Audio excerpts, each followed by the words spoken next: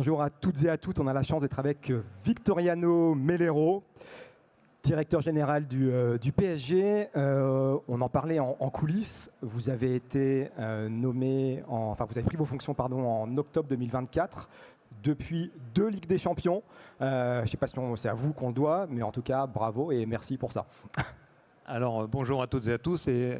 Alors, je ne vais certainement pas prendre ce crédit-là parce que tout ce qui est mis en avant et tout ce qui fait les succès du Paris Saint-Germain, c'est d'abord et avant tout le collectif, c'est d'abord et avant tout le sportif, et donc d'abord et avant tout le coach, le staff et l'ensemble des joueurs, bien entendu, tout ça sous l'égide de notre président.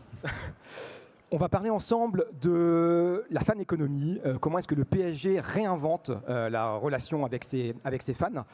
Pour entrer immédiatement dans le vif du sujet, qu'est-ce que c'est un fan du Paris Saint-Germain aujourd'hui? Comment est-ce qu'on peut le décrire? Alors, il y a plusieurs typologies de fans du Paris Saint-Germain et on va d'abord commencer par les plus importants, les historiques. Donc ceux qui sont fans du Paris Saint-Germain, j'irais dire de grand-mère à petit-fils, en passant par les enfants.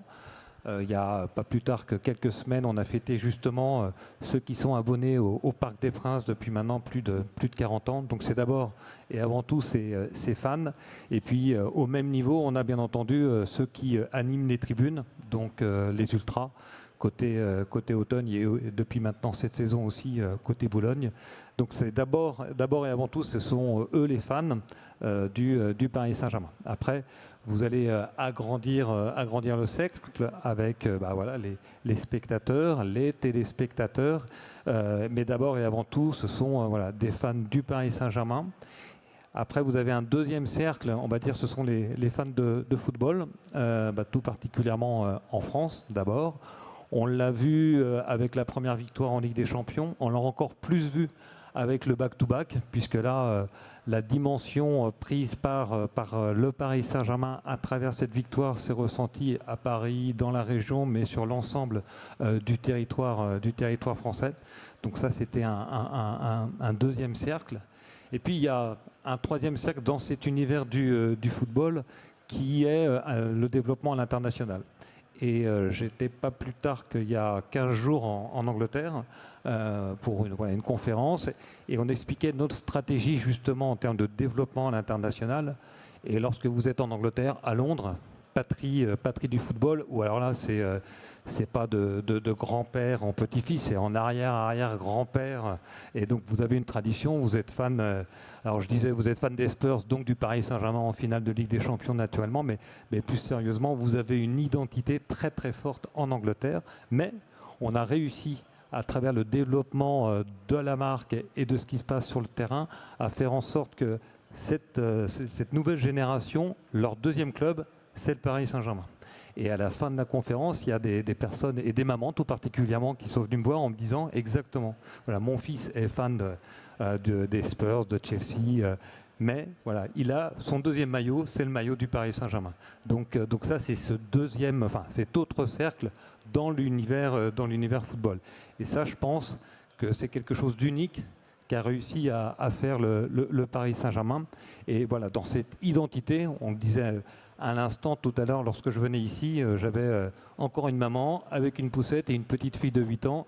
Et elle avait quoi comme maillot? Elle avait le nouveau maillot Home, qui est extraordinaire, du Paris Saint-Germain. Donc ça, c'est dans l'écosystème dédié vraiment au football, cette capacité à générer, au-delà des fans de Paris, du Paris Saint-Germain, du football français, des fans de football autour du club.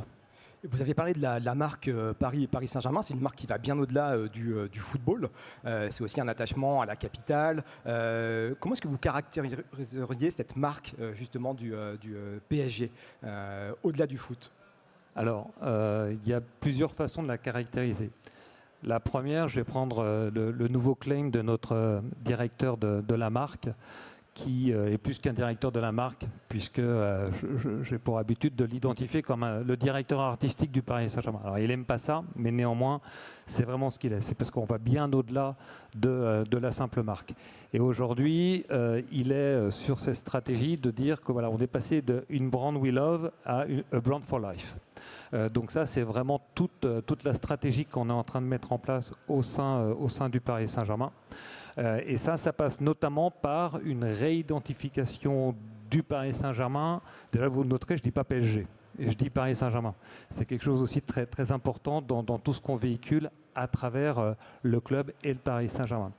Et il y a une deuxième personne justement qui, au club, nous a ramené sur un peu nos fondamentaux.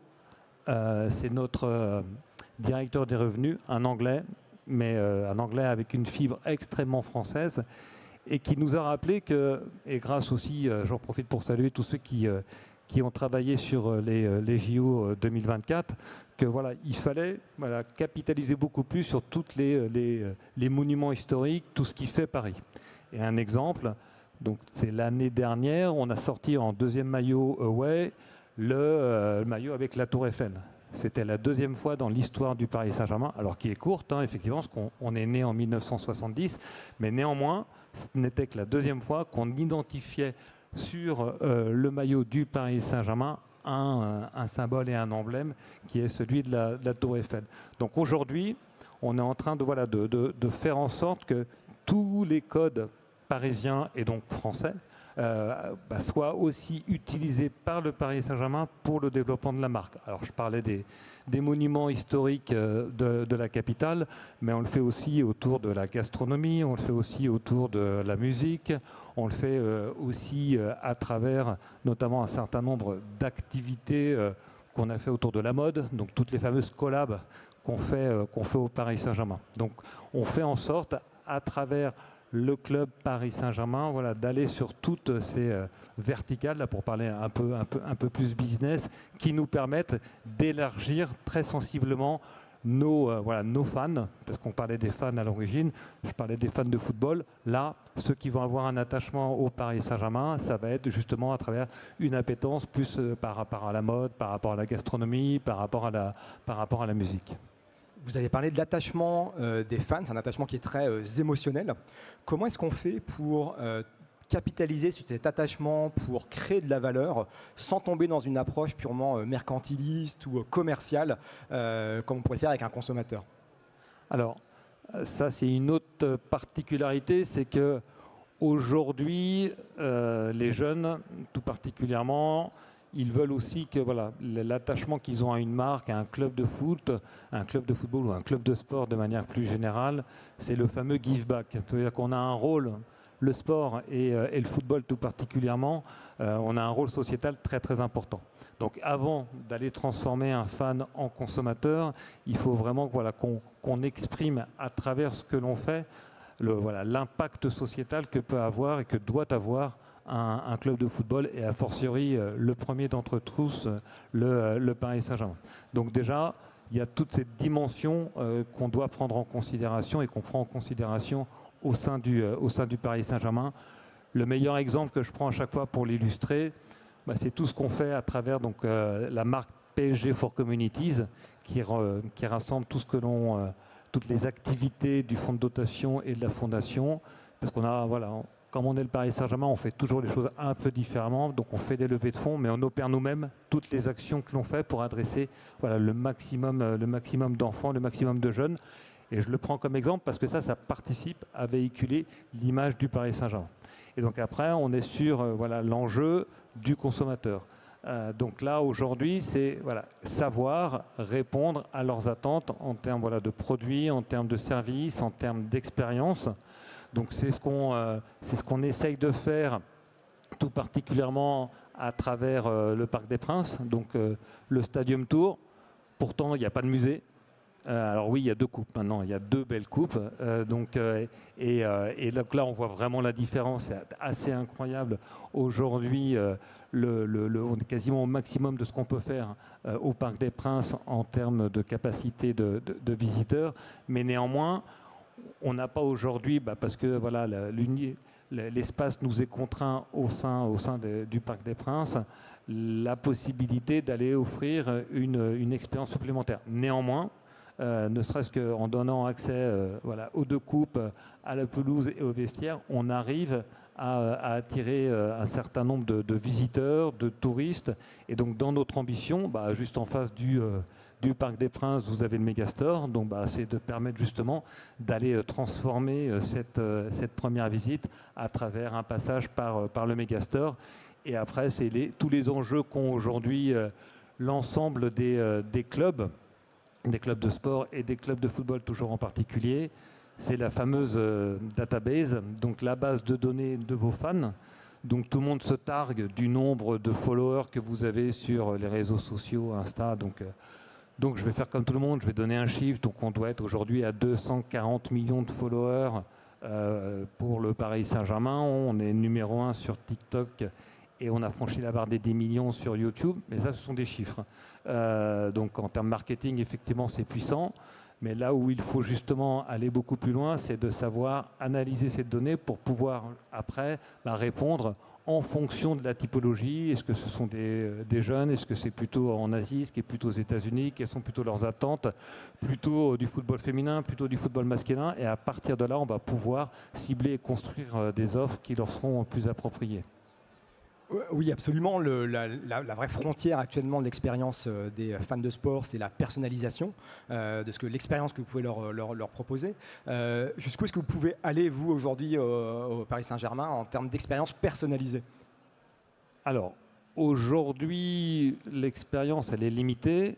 Je vais vous donner plutôt, quand on fait nos réunions stratégiques avec l'ensemble des secteurs et départements concernés au club et à ses stratégies, notamment vis-à-vis de tout ce qui est CX Data Tool, CRM, c'est de prendre cet exemple-là. Donc vous avez une jeune fille qui, au Vietnam, à l'âge de 8 ans, va liker une vidéo sur Insta de Joao Neves. Notre ambition, ça va être de faire en sorte qu'à un moment, on va savoir qu'elle va vouloir ou qu'elle va venir avec ses parents faire une visite en France, à Paris. Donc dans un monde idéal, dans ce parcours de cette fan, vous pourriez être à même de lui proposer une compagnie aérienne pour venir visiter Paris, un partenaire hôtellerie pour justement passer son séjour dans la capitale française, de faire en sorte que, bien entendu, elle va aller avec ses parents visiter le stade, aller à la boutique. Et le point ultime pour répondre à votre point sur comment je customise, faire en sorte que le samedi, elle va aller au match et que je sais qu'elle sera dans le bloc Est, siège 1, rang 4, et faire en sorte que lorsqu'elle arrive sur sa place, elle aura un petit code barre où elle va taguer et elle aura une vidéo de Joao Neves qui la remercie pour l'avoir liké il y a 8 mois. Voilà. Donc on en est très très loin. Alors je ne vais pas vous faire croire que on est sur ce chemin-là, mais néanmoins, voilà l'ambition vers laquelle on veut aller au Paris Saint-Germain. Alors justement, plus largement, on est en train de dépasser le temps, mais je voulais quand même vous poser une dernière question. Réussite sportive, très clairement, réussite économique aujourd'hui, PSG est une marque mondiale. C'est quoi la prochaine étape pour le PSG? Alors, la prochaine étape et la plus compliquée, c'est de se maintenir là où on est. Donc Dieu sait si c'était compliqué d'y arriver. Et pourtant, je le redis, on est un club très très jeune, mais on y est arrivé. Le plus difficile, ça va être de s'y maintenir. Et pour s'y maintenir, il faut continuer à se développer, donc à augmenter nos revenus. On sait qu'on a un écosystème un peu contraint aujourd'hui en France, de par un contexte en matière de droit audiovisuel. On sait qu'on a un contexte un peu contraint en termes de capacité du stade aujourd'hui, parce que je ne vais pas rajouter 20 000 places en un claquement de doigts. Donc il va falloir continuer justement à travailler cette singularité du Paris Saint-Germain en trouvant de nouvelles sources de revenus. Donc par exemple, un secteur qui est en fort développement aujourd'hui et qui est vraiment propre aux acteurs du sport, c'est tout ce qui est le wellness, le well-aging, le well-being. Qui est le mieux placé qu'un club de sport est aujourd'hui le plus performant au monde, à savoir le Paris Saint-Germain, pour justement aller organiser des événements. On avait la We Run qu'on a dû annuler à cause de canicule, mais qui va vous permettre justement d'aller développer des lignes de nutrition, des lignes d'entraînement, des lignes aussi de travail sur le mental. Donc voilà, on est vraiment sur ce type de développement aujourd'hui au Paris Saint-Germain. Ça n'en est qu'un exemple parmi tant d'autres. Merci beaucoup, Victoriano. Je vous en prie.